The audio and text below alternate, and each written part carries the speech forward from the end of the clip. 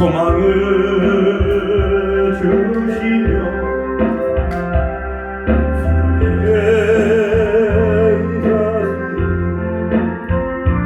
불맛에 채우시며 예수님의 십자가 주여 이제는 나도 지고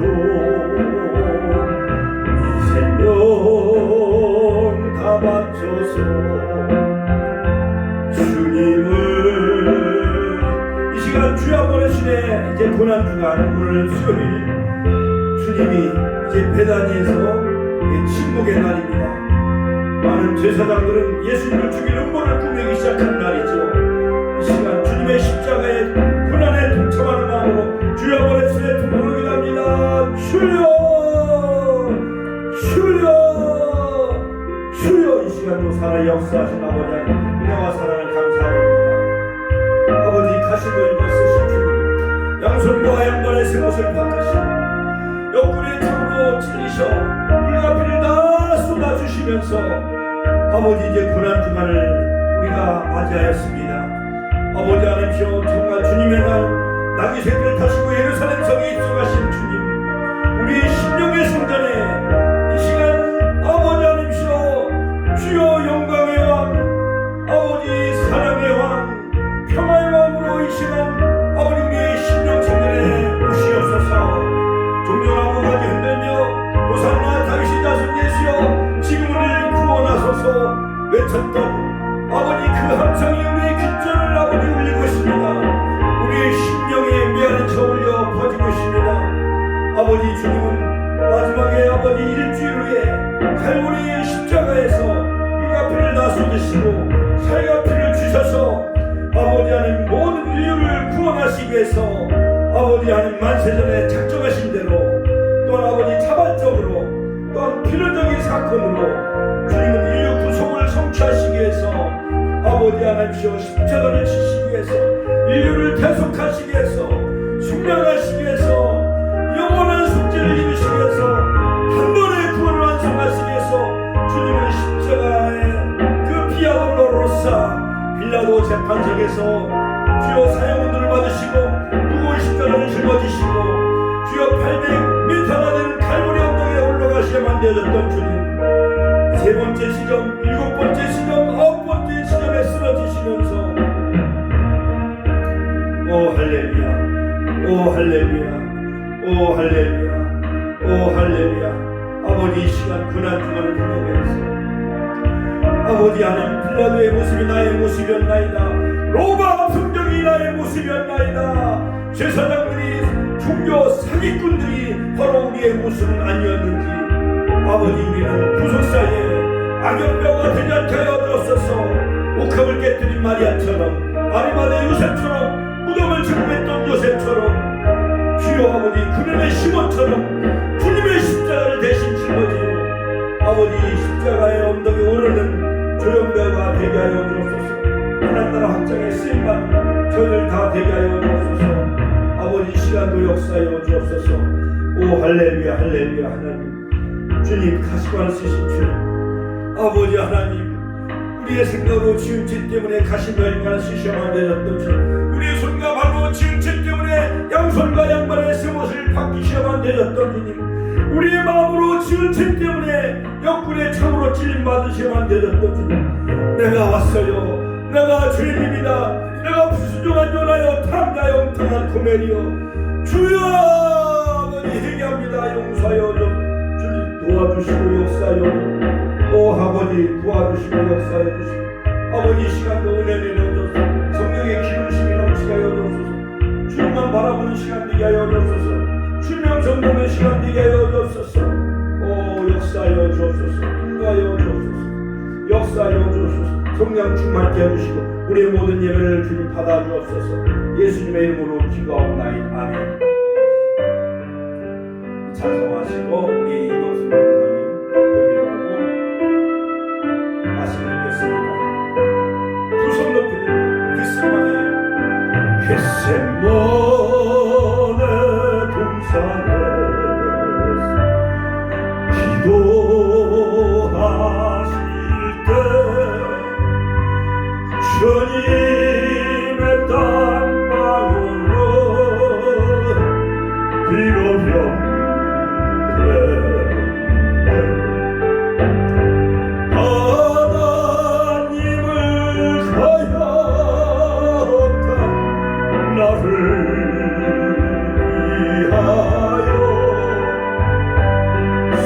성의 손재 비를 흘려주셔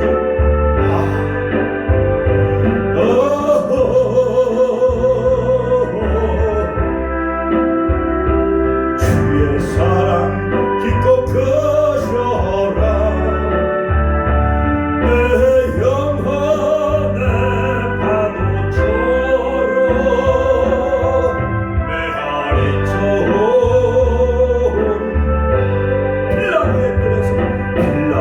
빌라도의 뜰에 서서 다시 관쓸 때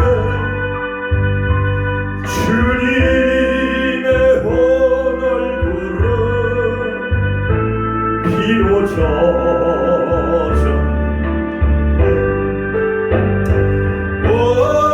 원이여의 저절을 속하시려고 저주의 가시 죄로 관했음 할렐루야 두 손 높이 들고 주의 사랑 기껏 크셔라 내 영혼의 파도처럼 메아리 좋은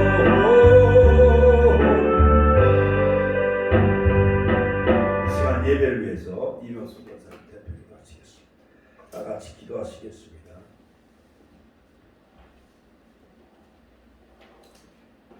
하나님 아버지 감사합니다.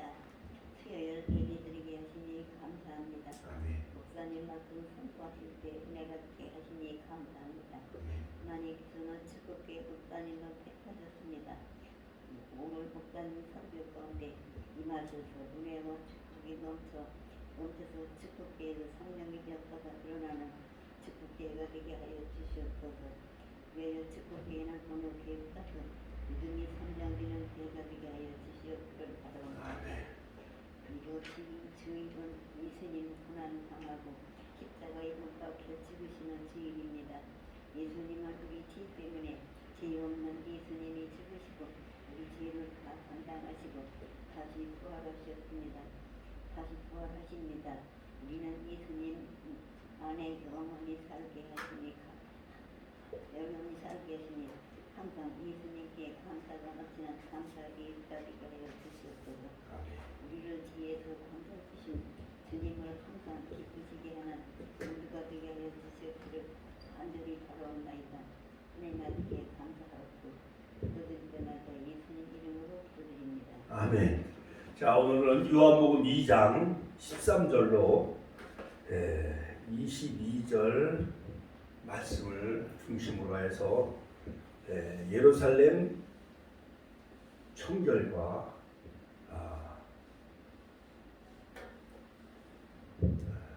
성전 개혁이라는 제목으로 저는 한 표현을 받겠습니다. 자, 같이 있습니다. 유대인의 유월절이 가까운지라.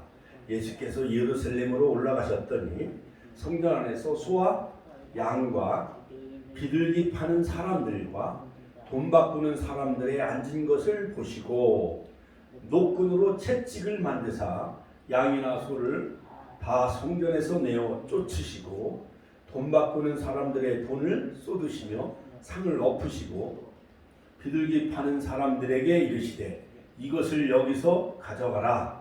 내 아버지의 집으로 장사하는 집을 만들지 말라 하시니 제자들이 성경 말씀에 주의 전을 사모하는 열심히 나를 삼키리라 한 것을 기억하더라.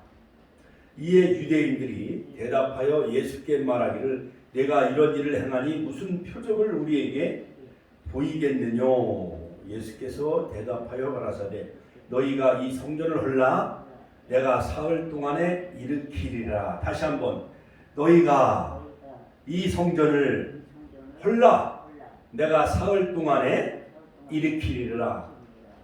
유대인들이 가로되 이 성전은 46년 동안에 지었거늘 너희가 3일 동안에 일으키겠느냐 하더라. 그러나 예수는 성전된 자기 육체를 가리켜 말씀하신 것이라. 죽은 자 가운데서 살아나신 후에야 제자들이 이 말씀하신 것을 기억하고 성경과 예수의 하신 말씀을 믿었더라. 아멘. 할렐루야. 하나님께 영광의 박수 올려드립니다. 하나님, 메마른 대지 위에 촉촉한 담비를 내리듯이 아버지 우리의 심령 성전에 성령을 부으시고 이슬비 같은 성령을 부으셔서 아버지 고난 주간에 정말 예수님의 십자가의 고난에 동참하며 정말 우리 심령 성전이 정화되어지고 청결되어지고 여러 가지 미움, 증오, 시기, 원망, 불평, 살인 그러한 강도의 수골로 아버지 하나님 타락하지 않게 하여 주옵소서. 십자가 보혈의 피로 정결케 하여 주시고 우리의 심령 성전이 정결케 되어지고 정화되어지고 성전이 개혁되어져서 정말 하나님의 거하신 거룩한 성전이 되어지고 우리 축복의 모든 심령의 성전이 모여져 전한시 70만을 복음하며 민족 복음에 쓰임받는 이 축복의 모든 가족과 권속들 다 되게 하여 주옵소서. 시간 종이 말씀을 들고 섰사오니 아버지 능력의 지팡이 성령의 두루마기를 덧입혀 주시고 하늘의 권세와 능력을 도하여 주시고 입술에 아버지 진리의 계시형을 부시사 이제는 필요한 생명과 은혜와 축복의 말씀 바로 전하게 하여 주옵소서. 예수님의 이름으로 기도하옵나이다. 아멘. 자, 전국에 30몇 곳의 산불 때문에 전 국민이 불안과 초조에 떨었지만 하나님께서 이제 4월 5일 식목일을 통하여서 하늘에서 큰 담비를 쏟아 부어주니까 모든 산불이 다 이제 멈춘 줄로 믿습니다. 할렐루야. 하나님은 위대하십니다. 할렐루야. 사람이 아무리 뭐 한다 할지라도 일을 계획한다 할지라도 그 걸음을 인도하신 분은 하나님이시라고 하셨지요. 자, 예수님은요 공생애 가운데 무려 7차례에 걸쳐서 예루살렘 성전을 이제 방문하게 되어지죠. 결례 예식을 치르기 위해서 태어나신 지 40일 만에 모친 어머니 마리아와 함께 예루살렘 성전을 방문하고 그 다음에 12살 때에 6월절에 예루살렘 성전에 유월절을 지키러 올라가서 많은 장로들과 서기관들과 말씀을 가지고 토론하게 되어지죠. 그뿐만 아니라 또한 요한복음 5장에 보면은 여러 가지 주절 때에 또는 초막절에 성전에 방문하셔서 가늠한 여인에 대해서 죄 없는 자가 돌로 치라 명령하시고 소경들의 눈을 뜨게 하시죠. 자, 그리고 마지막에 이제 공생의 마지막 생애의 일주일을 앞두고 지난 주일이 바로 종료주일 예루살렘 성을 입성하지요. 나귀 새끼를 타시고 백박이에서 누가 왜 나귀를 풀어가냐 하면 주가 쓰시겠다. 같이 한번 따라서 할까? 주가 쓰시겠다 할 때 그 주인인 바로 만물의 주인이 되신 예수님이 쓰시겠다고 하니까 기꺼이 그 어미 나귀와 새끼 나귀를 제공하지요. 우리들도 이처럼 주님이 쓰시겠다 하나님의 일을 할 때에 또 하나님의 영광을 드러낼 때에 하나님 나라 확장과 영혼 구원의 쓰임받을 받기 위해서 내 몸을 드리고 물질과 마음과 심령을 드리는 그러한 백박의 나귀 주인과 같은 그런 헌신과 봉사가 있기를 주의 이름으로 축원합니다. 많은 무리들이 저 palmtree에 종려나무까지 흔들고 호산나 다윗의 자손 예수여 지금 우리를 구원하소서 시편 118편 25절 말씀을 인용하면서 열렬히 예루살렘 성을 입성하는 예수님을 열렬히 환영하지요. 자, 그리고 이제 월요일 날은 예루살렘 성전에 이제 들어가십니다. 자, 요한복음에는 무려 예수님이 유월절을 3번 지킨 것을 기록을 하고 있습니다. 요한복음 2장 23절, 요한복음 6장 4절, 요한복음 11장 55절. 자, 그러나 이 공관복음은 한문으로 공통적으로 보았다. 그러니까 예수님의 생애, 나심과 그다음에 성장과 그다음에 공생의 사역과 그다음에 십자가의 못 박히심과 부활하신 그 내용을 똑같이 마태, 마가, 누가 이 세 복음에서는 예수님의 생애와 일생을 똑같이 기록을 해 놓았다 해서 공관복음이에요. 마태복음, 마가복음, 누가복음. 그러면 요한복음은 독수리 복음이라고도 하고 또한 제4복음서라고도 합니다. 자, 같이 한번 따라서 공관복음. 자, 공관복음에는 예수님이 생애 마지막에 예루살렘 성을 입성하는 것에 관해서 기록을 하고 그 다음에 성전 청결에 관해서 공관복음과 요한복음 4복음서에 똑같이 기록을 해 놓았는데, 자, 마태복음에는 21장 10절로 18절, 마가복음에는 11장 15절로 19절, 누가복음에는 19장 45절로 46절. 자, 그런데 우리 권사님이나 우리 집사님들이 왜 성탄절은 12월 25일 딱 정해져 있는데 부활절은 어떤 때는 3월 말에, 어떤 때는 4월 초에, 어떤 때는 4월 중순에 이 부활절 날짜가 자꾸 변하지요. 그게 의문이 생기지요. 그것을 제가 설명해 드릴게요. 자, 여러분 3월 20일이 되어지면 춘분이요, 춘분.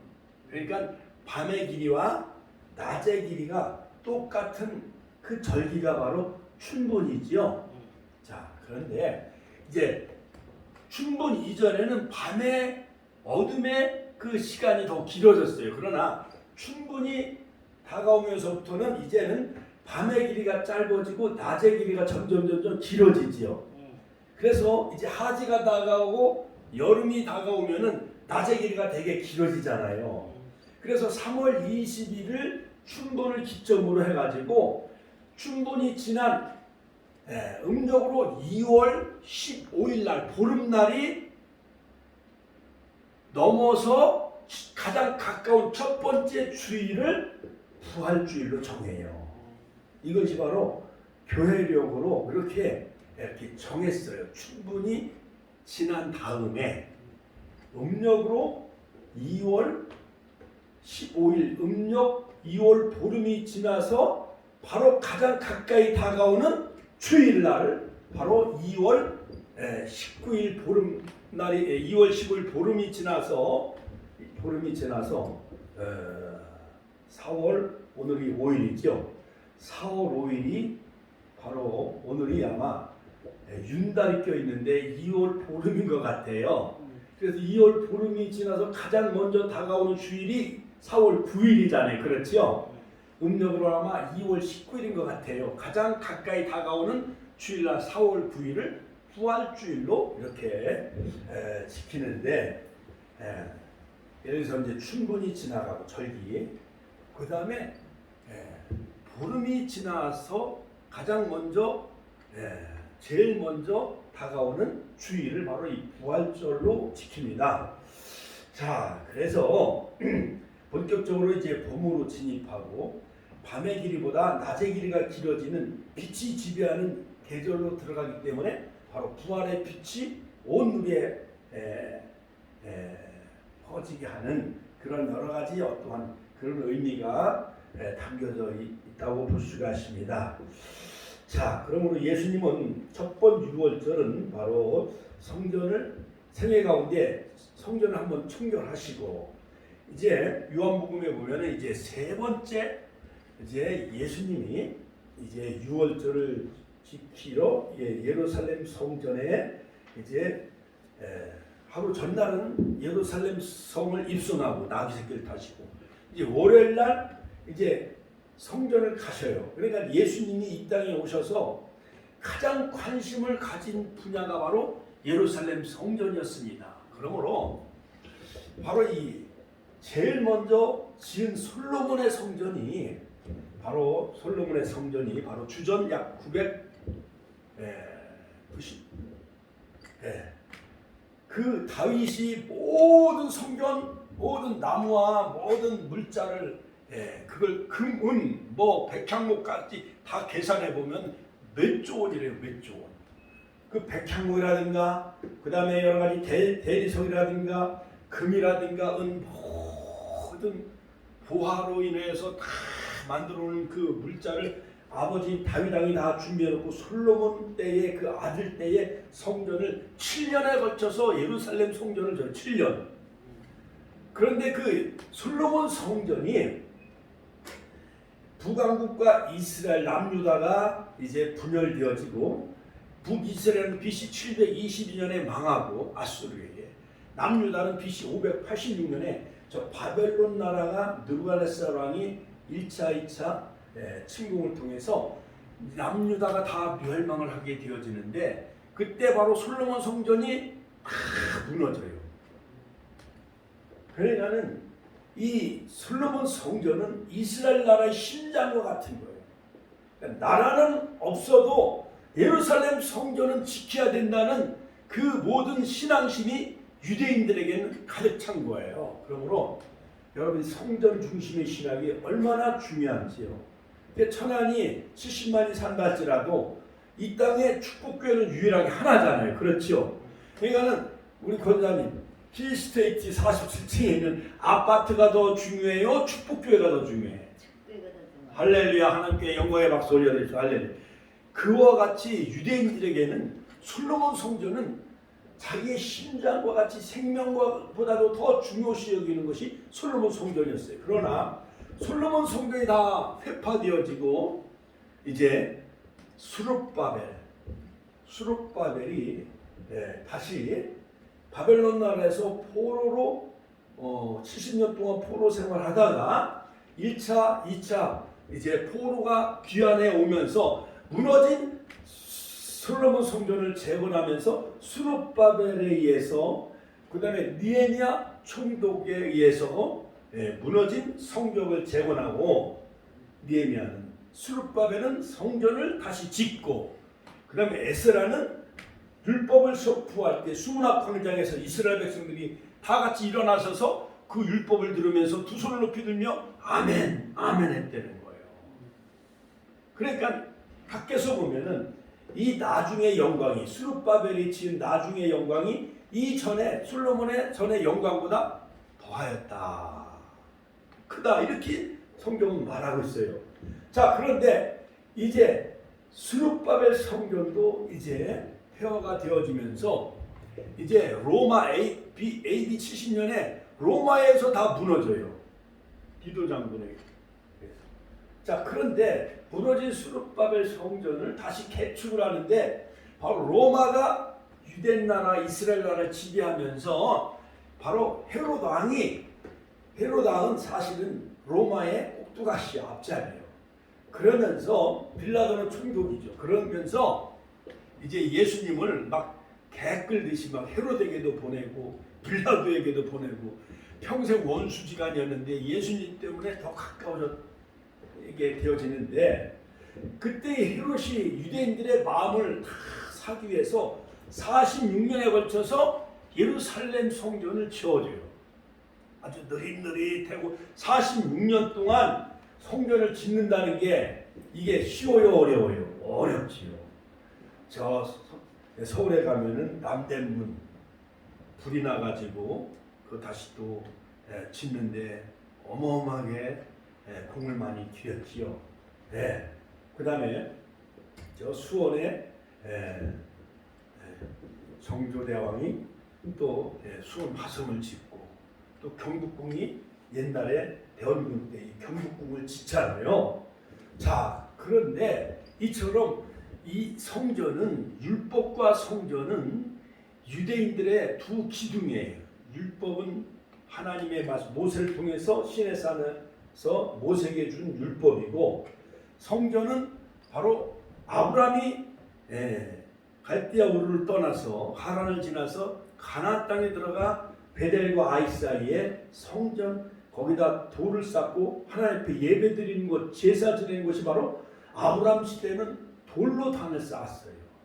노아 시대도 그래다가 그 성전의 신학의 변천 과정을 살펴보면은 바로 모세 때 이르러 이제 시내산에서 하나님은 십계명을 주시잖아요. 그렇죠?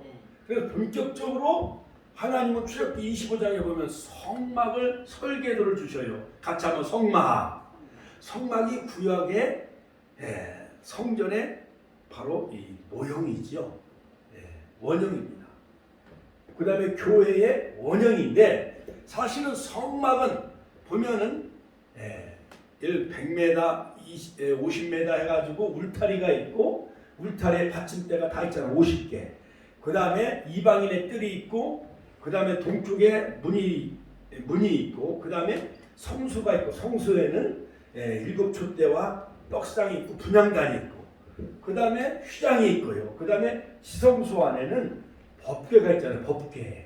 십계명과 만나와 그 다음에 아론의 쌍난 지팡이. 그래서 대제사장 아론이 7월 10일 1년에 한 번 지성소에 들어가서 이스라엘의 백성들의 모든 죄를 사하게 되어지죠.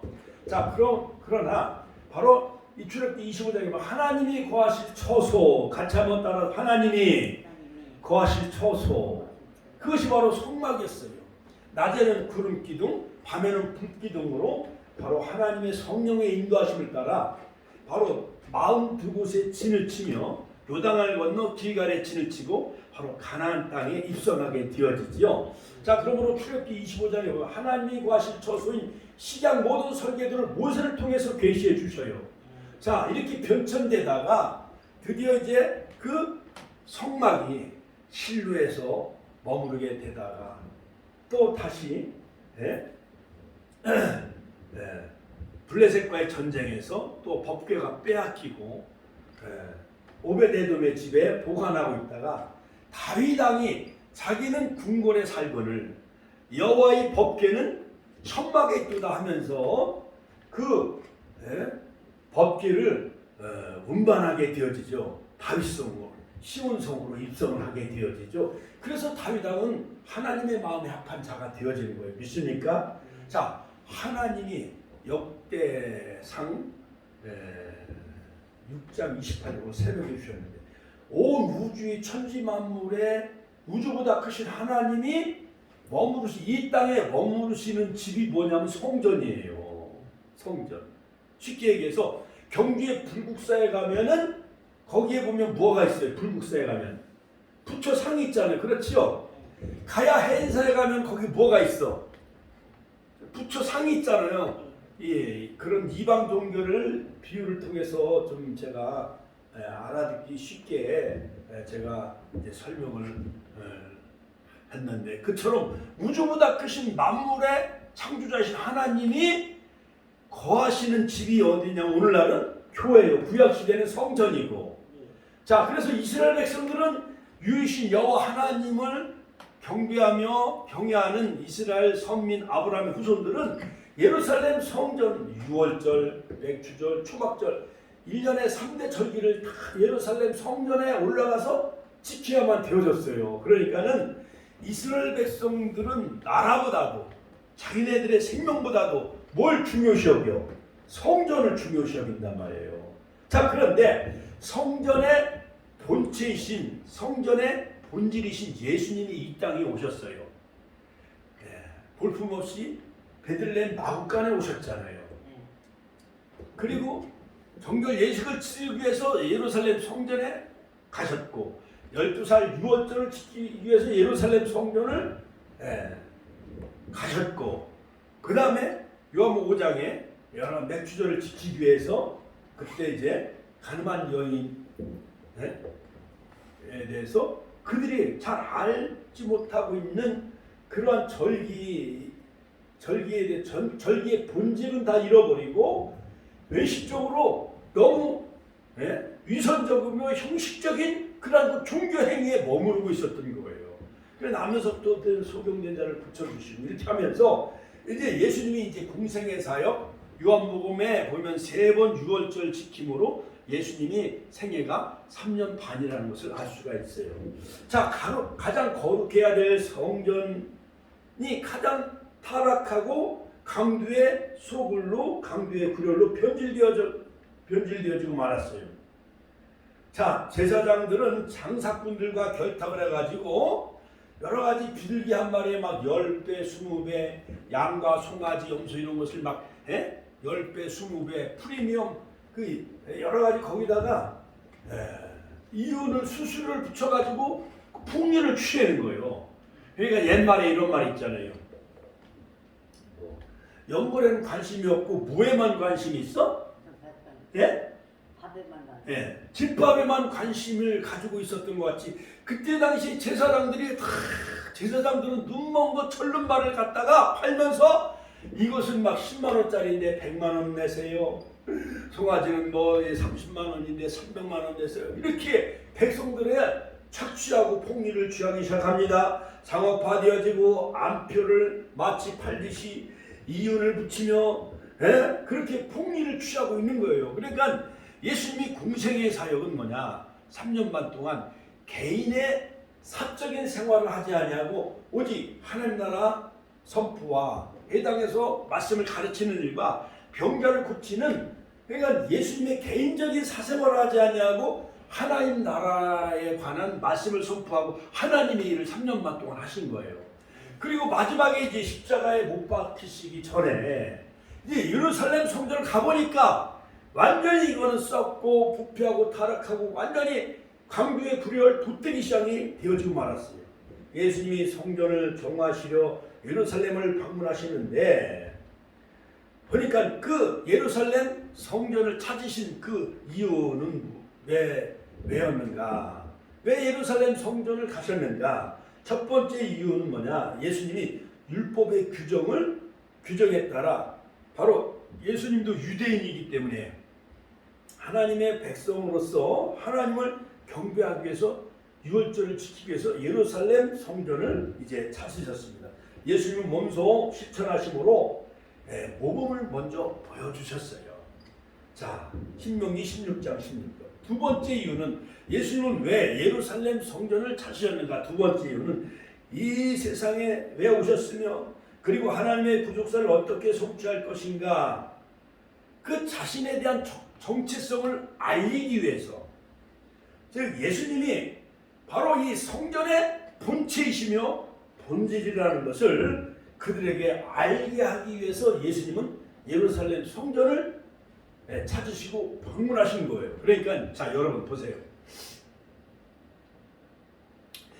옛날에 보면은 옛날에 이조 총자나 상감 총자 같은 거 할아버지 때 시골에서 보면은 아주 이것을 그냥 애지중지하면서 얼마나 그걸 닦고 하면서 얼마나 그냥 로비 같은데 그런데 또 안방에다 그냥 크게 잘 장식을 잘 해놔가지고 이거는 보배라고 우리의 가문의 영광이라고 하면서 그걸 중요시해요, 안 중요시해요? 중요시하잖아요. 족보도 중요시하잖아요. 그렇죠? 그리고 여러 가지 대대로 그 내려오는 여러 가지 족보라든가 그런 걸 되게 중요시 여기잖아요. 그리고 뭐 저 경주 또는 그 안동에 가면은 유성룡, 그 영의정을 지낸 유성룡이 살던 그 4대, 5대 그 뭐 종갓집에 보면 제사를 되게 중요시 여기잖아요. 그렇죠? 1년에 12번인가 20번 제사를 지낸다는 거예요. 그 며느리들은 허리가 막 부러질 거예요. 자, 그런데 자 보세요. 그런데 율법의 정신인 의와 신에는 다 내팽겨치고 오로지 그 형식에만 매달리는 거예요. 형식에만. 그게 우리나라도 보면은 예를 들어서 뭐 민주주의다, 자유민주주의, 그 다음에 시장경제가 두 기둥인데 이 본질은 다 내팽개치고 정치를 하기 위해서 막 폭군으로 변질되어지고 막 백성들을 막 탄압하고 그러면 안 되잖아요. 또한 저 북한의 김일성이라든가 스탈린, 그 다음에 히틀러 같은 사람은 얼마나 유태인들을 다 600만 명을 다 학살하고 죽였어요. 자, 사람의 생명을 중요시 여겨야 되고 그 다음에 율법의 의와 신을 중요시 여겨야 되는데 그런 것은 아랑곳하지 아니하고 제사장들이 돈 벌기에만 바쁜 거야. 비둘기 한 마리에 막 10배, 20배 거기다 이응과 프리미엄을 붙여가지고 절름발이 눈먼 것 이런 걸 막 팔면서 막 백성들의 막 호주머니를 막 털고 막 그렇게 하고 그러는 거예요. 그러니까 백성들, 어리석은 백성들은 그냥 하나님의 유월절을 지키기 위해서라도 멀리 저 북쪽에 갈릴리에서 오려면 송아지나 염소를 끌고 오려면 2박 3일은 걸려야 되는데 그게 어렵잖아요. 그렇죠? 만약에 천안에서 송아지나 염소를 끌고 서울까지 올라간다고 생각해봐요. 서울에 여의도 순공교회 가서 제사를 지낸다고 하면은 차라리 돈을 100만 원이나 200만 원 들고 가서 거기서 사가지고 제사 지내는 게 낫지. 여기서 염소나 송아지를 들고 가는 게 쉬워요? 아니면 돈을 가지고 가는 게 쉬워요? 돈을 가지고 가는 게 쉽지요? 자, 그래서 이러한 모든 부패하고 타락한 것을 보면서 예수님은 다 부패하고 타락한 그 다음에 성전을 사모하는 여신이 하나님을 능가해버리는 거예요. 그걸 성전을 신격화하고 하나님보다 더 높아. 예를 들어서 교회의 벽돌 하나, 이거는 하나의 예배드리는 하나의 수단에 불과한 거지. 벽돌이나 빌딩은 수단에 불과한 거지. 성도들의 심령, 성도들의 영혼이 더 중요한 거잖아요. 그렇지요? 네? 만약에 불이 났다고 생각해봐. 이번 홍성에 산불 나가지고 축구장에 2,000배나 탔대요. 30몇 곳에 동시다발적으로 막 서울에 임양산도 불이 났는데 이상한 대소문이 많이 퍼져요. 자, 그런데 여러분, 이 성전이 교회 안에 불이 날 때 거기 있는 성도들 생명을 먼저 건져야 되잖아요. 그렇죠? 그런데 막 동네 사람들 동원해가지고 교회가 불타니까 교회를 빨리 불을 꺼야 된다고 하면서 거기서 사람이 타죽든 말든 사람이 죽든 말든 사람에 대해서 별로 관심이 없다고 한다면 그거는 올바른 그런 사고방식을 가진 사람이라 할 수가 없잖아요. 그렇지요? 먼저 거기 안에 있는 성도나 사람들을 먼저 살리고 끄집어내는 게 먼저잖아요. 그렇죠? 아이, 불타면 잿더미가 되고 또 그 지면 되는 거야. 근데 사람이 죽으면 또 살릴 수가 있어요? 없어요? 없잖아요. 사람이 생명이 더 중요한 거죠. 이것처럼 자, 세 번째, 예수님은 이 사건을 통해서 예수님이 하나님의 아들이시며 실적인 권세를 가지신 분을 증거하기 위해서 예루살렘 성전을 방문하십니다. 자, 예수님은 그래서 예수님은 즉 성전은 내 아버지 집이라고 말씀하셨어요. 같이 한번 따라서 할게요. 내 아버지 집. 내 아버지 집이며 만민이 기도하는 집이거늘. 이사야서 56장 7절. 만민이 기도하는 집인데 기도는 하지 아니하고 어떠한 재물 양이나 염소 비둘기를 파는데 거기서 돈벌이나 하고 장사꾼들과 협작을 해가지고 폭리나 이혼을 취하는 데만 거기에만 정신을 몰두하고 있는 거예요. 그래서 표적을 통해서 예수님이 하나님이 보내신 분, 신적인 권세를 가지신 분임을 바로 나타내기 위함이었던 것이었어요. 그래서 예수님은 누구신가? 그분은 하나님의 아들이시며 십자가 보혈을 통해서 세상의 죄를 다 속량하시기 위해서 어린 양으로 바로 예수님은 이 땅에 오셨는데 바로 성전의 본체이신 예수님은 아랑곳하지 아니하고 이상한 벽돌 문화에만 성전을 신격화하는 성전 신학에만 거기에만 몰입하고 그걸 하나님보다 더 위대하게 여기고 제사 지내는 재물의 풍기를 취해서 거기에 이익을 취하는 제사장들이 완전히 썩고 부패하고 마는 거예요. 자, 그래서 이제 그러면 예수님이 성결을 청결하신 이유는 무엇인가? 강도의 소굴로 변질된 제사장들을 밥그릇 챙기기 위해 바쁜 그들을 향해서 이 성전을 헐라! 예수님은 그렇게 명령하신 것을 볼 수가 있습니다. 자, 그러므로 성전 안에서 벌어지는 온갖 상행위와 환전업, 그러니까 성전 세겔로 바꾸려면은 거기다 또 이윤을 또 이윤을 또 붙이는 거예요. 그래서 우리가 미국에 해외 유럽을 가려면은 인천국제공항을 가려면 거기 그 공항에서 달러로 돈을 다 바꿔야 되잖아요. 그거 마냥 예루살렘 성전에서 제사를 유월절을 지키고 3대 절기를 지키려면은 성전 세계로 다 바꿔야 돼. 그러니까 제사장들이 성전 세계를 팔면서 돈을 바꾸면서 거기에 이윤과 풍미를 또 취하는 거예요. 그러니까 나빠요 안 나빠요? 나쁘지요. 그러면서 성전을 헐라 내 아버지 집으로 지칭하며 장사하는 집으로 만들지 말라고 엄히 책망하십니다. 요한복음 2장 13절로 17절. 이어 두 번째 이야기는 뭐냐? 바로 이 성전은 무너진다. 붕괴와 또한 재건의 예언을 통해 자신이 하나님의 아들이신 것을 표적을 보여주시기 위함이요. 요한복음 2장 18절로 22절. 자, 본문에 나와 있지요. 자, 그러므로 자신이 메시아임을 밝히기 위해서 바로 예수님은 예루살렘 성전에 이제 방문하십니다. 자, 그러므로 성전 청결 이 사건을 통해서 성전을 거룩하게 지키려는 예수님의 그 진심이 담겨져 있는 것을 볼 수가 있습니다.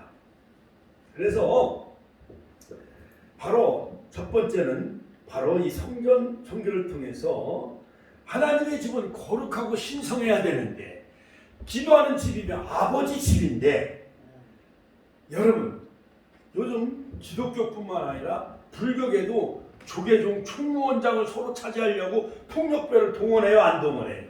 동원해. 그래갖고 중들이요 모텔 같은 데 가서 노름해가지고 그 막 사람들이 시주한 돈 가지고 노름해요 안 해요? 이게 뭐 불교고 뭐고 천주교고 다 썩은 거야. 한국교회도 다 썩어 못 늘어졌어요. 그 다음에 두 번째, 첫 번째 이 집은 내 아버지 집이거늘 만민이 기도하는 집이거늘 이렇게 부패하고 타락한 것에 대해 책망. 두 번째는 이 성전을 헐라 이 헤롯 성전 46년 동안 지은 성전은 무너질 것이다. 하나님은 경고의 메시지를 보냅니다. 그러므로 이 성전을 헐라 19절 요한복음 2장 19절 다른 복음서는 찾아볼 수가 없는데 성전 붕괴에 대한 예언은 종말론적인 그러한 메시지를 주고 있는 겁니다. 즉 벽돌로 세워진 이 물질적인 성전을 우상화하며 신격화하는 유대인들에게 예수님은 하나님을 모신 집이거늘 만민이 귀한 집이거늘 너희는 강도의 구렬로 변질시켰다 하면서 녹음과 채찍으로 다 둘러엎어버렸어요. 그리고 절름발이와 소경을 고쳐주셨어. 그러면 예수님이 정말 성전에서 올바른 절기를 지킨 분이라 할 수가 있잖아요. 그런 모든 제물을 파는 제사장들은 위선적이요. 겉껍데기는 제사장들이지만 속은 다 시커멓고 강도와 완전히 사기꾼으로 변질되고 말았어요. 그리고 예수님의 몸이 하나님의 아들로서 성전의 머리가 되시고 본체가 되신다는 것을 그들에게 깨우쳐 주셨어요. 그러므로 예루살렘 성전은 벽돌로 지은 이 성전이 하나님의 집이 아니라 예수님이 하나님의 아들로서 오신 예수님이 몸이 성전이다. 그러므로 3일 후에 이 성전을 헐라 3일 후에 내가 다시 씻겠다. 예수님이 십자가에 보혈의 피를 흘려주시고 모든 만유의 죄를 다 속량하시고 3일 만에 부활하실 것을 바로 예고하십니다. 자신이 부활하실 것을 말씀하셔요. 자, 그러므로 고린도전서 3장 16절 너희는 너희가 하나님의 성전인 것과 하나님의 성령이 너희 안에 계시는 것을 알지 못하느냐? 누구든지 하나님의 성전을 더럽히면 하나님이 그를 멸하시리라. 고린도전서 3장 10. 그리고 우리가 하나님의 성전이 같이 한번 우리가 하나님의 성전, 내가 예루살렘 성전이야. 내가 하나님의 주님의 몸이고 주님은 나의 성전의 머리가 되시는 거예요. 자, 그러므로 여기서 우리에게 주는 그 교훈은 무엇이냐? 첫 번째, 예수님은 성전 청결은 교회의 참모습이 어떠해야함을 우리에게 가르쳐주고 있어요. 여러분, 학교에서 공부하는 아이들이 거기서 학교에 가서 노름이나 배우고 욕이나 배우고 사기치는 거나 배우면은 학교에서 인재를 양성하는 거예요? 사기꾼을 길러내는 거예요? 사기꾼을 길러내는 거지. 인재를 양성해야 될 학교 교육이 다 망가지는 거잖아요. 선생들이 다 사기치고 노름하고 막 변칙으로 막 교육자들 장학관들이 시험 문제를 막 유출해가지고 이렇게 막 자기네들 필요한 사람 장학관으로 세우고 그러면 한국 교육이 무너지는 거잖아요. 그렇지요? 그거 마냥 예루살렘 성전에서 예수님은 소, 양, 비둘기 파는 사람들과 돈 바꾸는 사람들이 앉아있는 것을 보시고 노군과 채찍으로 다 내어 쫓아버렸어요. 돈 바꾸는 사람들의 돈을 다 쏟아버렸어요. 요한복음 2장 14절로 15절. 예수님은 이렇게 하나님을 경배하기 위해 지었다는 거룩한 성전이 그냥 돗대기 시장이 된 거 아니에요. 천안 중앙시장 마냥. 그렇죠? 거기 가면 정신이 막 혼란스럽잖아요. 그렇죠? 막 떠리 뭐 봉태 몇 마리 뭐 하면서 막 마이크로 막 하고 그러면은 거기가 그냥 막 상업 지역인 그 중앙시장에 가면 막 어지럽잖아요. 그렇죠?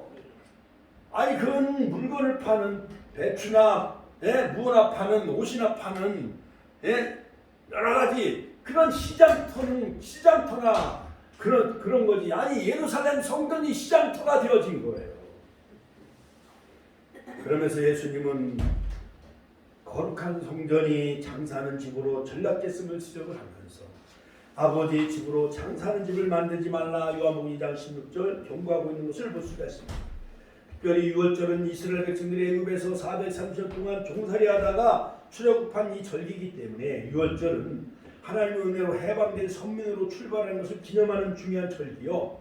그런데 유월절을 지키는 이스라엘 백성들에게 이 제사장들이 더 거룩하고 더 청결하고 성결해야 되잖아요. 제사장들이 더 솔선적이고 더 도덕적이고 더 윤리적이어야 되잖아요. 그런데 더 사기치고 더 나쁜 짓을 하는 거예요. 그러니 예루살렘 성전이 그렇게 부패했으니 제사장들이 부패했으니 그 나라의 소망은 있어요 없어요?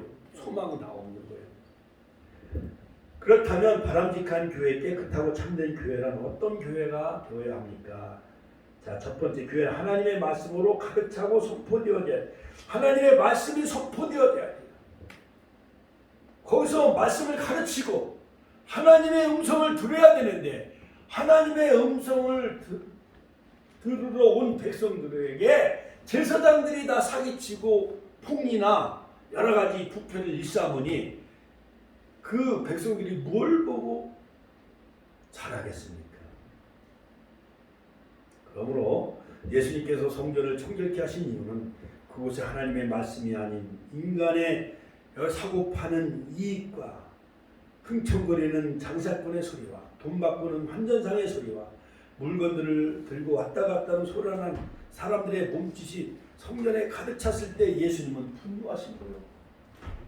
여기가 내 아버지 집인데 이렇게 흥청거리며 물건을 사고 팔고 하는 장사치들의 불혈로 변질되었으니 예수님이 얼마나 거룩한 분노가 치밀었겠습니까? 그래서 채찍을 들어 양이나 소들을 성전 밖으로 다 내어 쫓으셨어요. 돈 바꾸는 상을 다 풀러엎었습니다. 할렐루야. 예수님은 제자들이 이런 예수님의 성전 청결을 보면서 시편 69편 9절 주의 집을 위하는 열성이 나를 삼키는도다. 여러분 이 벽돌은요 갈라질 수도 있고 무너질 수도 있고 새로 지면 되는 거예요. 성도들의 심령 성전, 하나님의 피값으로 산 성도들의 심령 성전이 더 중요한 거예요. 할렐루야. 두 번째, 교회는 만민이 기도하는 집이다. 같이 한번 따라서 교회는 만민이 기도하는 집이다. 이것을 가르치기 위한 그 영적인 교훈을 우리에게 가르쳐 주는 거예요. 바람직한 교회, 깨끗하고 참된 교회는 첫 번째는 말씀이 선포되는 교회, 두 번째는 기도하는 교회가 되어줘야 되는 거예요. 이것이 더 영적으로 가야 돼요. 교회가. 할렐루야. 세속화되어져서는 안 돼요. 지금은요 인터넷, 유튜브, 그 다음에 여러 가지 사치기, 사치삼빠빠, 동창회, 친목회, 벚꽃놀이, 교회에서 다단계가 생겨나고, 교회에서 갯돈을 부어나가고, 그러다가 돈을 먼저 갯돈 타고 한 사람이 도망가는 거야. 알고 그냥 친구들이 집사님들이 걔를 부어줬는데 30명, 50명 갯돈을 다 타고 매덕을 챙기고 그냥 해외로 도망가는 거야. 이렇게 교회가 썩고 문드러지고 오늘날 예수님은 성전을 정결케 하신 이유, 하나님의 말씀이 아닌 여러 가지 인간의 돗대기 시장으로 변질된 것에 대해서 분노하신 거예요. 그러므로 내 집은 만민이 기도하는 집이다. 같이 한번 따라서 내 집은 만민이 기도하는 집이거든. 그러니까 권사님도 금식 기도하면서 교회 와서 기도해야 돼요. 철학도 옛날 전에서 권사님도 금식하면 막 3일 동안 금식하면 막 기도하시고, 교회 어린이집에 문제가 생길 땐 금식하며 기도하더라고. 예수님 때문에 금식하며 기도하는 것이 아니라 어린이집 때문에 금식하며 기도하더라고. 사람이 자기에게 어떠한 일이 생기면 기도해요, 안 해요? 기도해. 내 아들이 죽으면 기도가 나와야 안 나와? 나오는 거예요. 세 번째, 교회는 사람들의 일이 아니라 하나님의 일이 중심이 되어져야 돼요. 사람의 일, 여러 가지 물건을 사고 팔고 하는 시장터로 변질돼서는 안 돼요.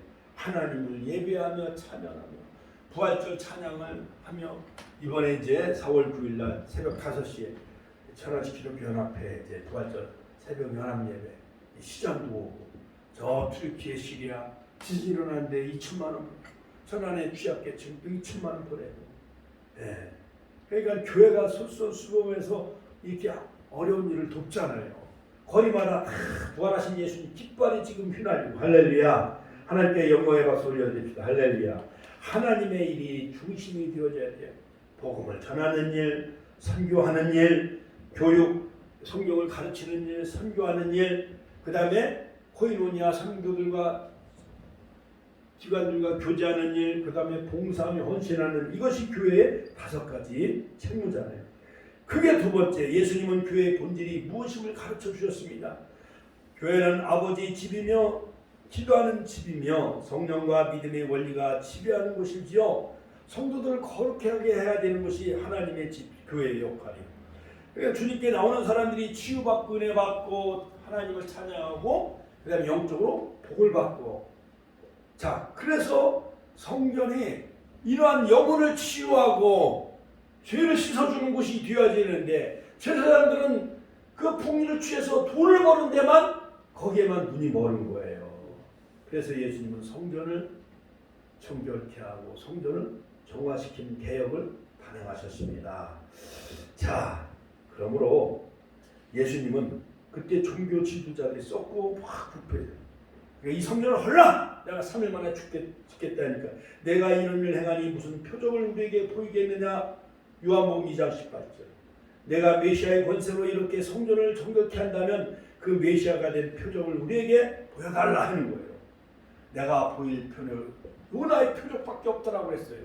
계속 오병이의 기적, 칠병이의 기적, 뭐 죽은 나사로도 살리고, 나이전 과부의 아들도 살리고, 해당량 야이로도 살리고, 물을 고르시고, 표적을 계속해도 이 유대인들이 믿질 않아. 나중에 보여줄 표적은 요나의 표적. 요나가 물고기 뱃속에서 들어갔다가 3일 만에 다시 살아나온 것 마냥 예수님이 십자가에 못 박혀 돌아가신 후에 3일 만에 다시 부활할 것을 그들에게 미리 말씀하시지요. 너희가 이 성전을 헐라 내가 사흘 동안에 다시 일으키리라. 19절. 자, 여기서 일으키리라는 히브리어 원문은 바로 에게이로, 이것은 부활을 의미해요. 이 성전을 헐라, 다시 내 몸이 하나님의 성전이고 내가 에게이로 다시 부활할 것이다. 할렐루야. 하나님께 영광의 박수 올려드립니다. 할렐루야. 예수님이 이 성전을 헐라해서, 이 성전은 헬라말로 나우스인데 14절에 보면 이 성전은 히에론으로 성전의 외형적인 면이 강조되죠. 반면에 성전이 나우스로 표현될 때 내면적인 면을 말합니다.